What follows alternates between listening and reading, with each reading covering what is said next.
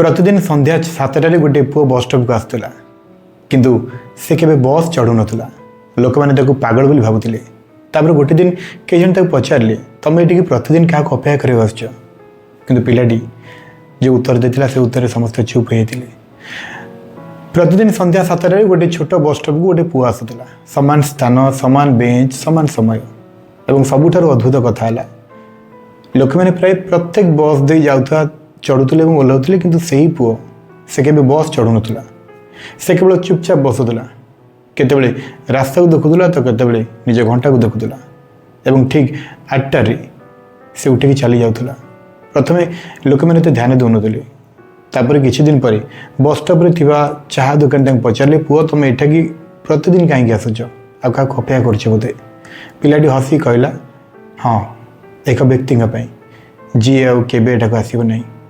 चाह दुकान किसी बुझीपारे प्रथमे से पचारे किए, पिलाटी किसी उत्तर देला नहीं।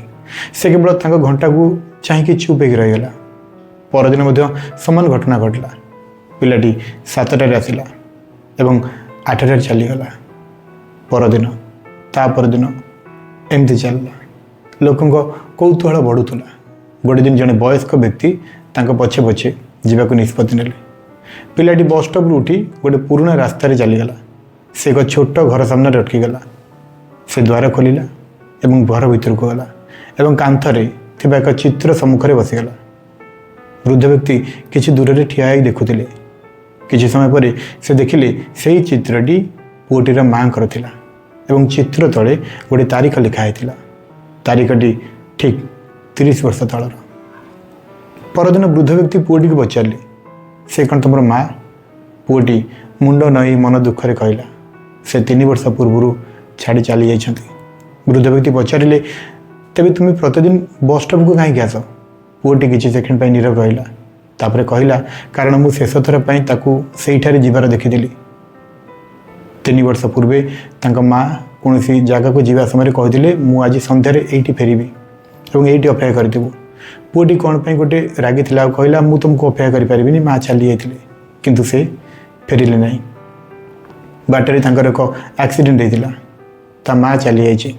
एथिरे दुखर से थिला किंतु तार आउ एक दुख थिला।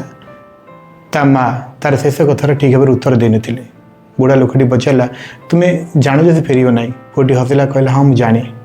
तेज तुम प्रतिदिन कहीं आस? पिलाटी कहला कारण जदि मु न आसे मु सब भावी जे से आसला मु नथिली। बुढ़ा लोकटर कौन उत्तर नाला।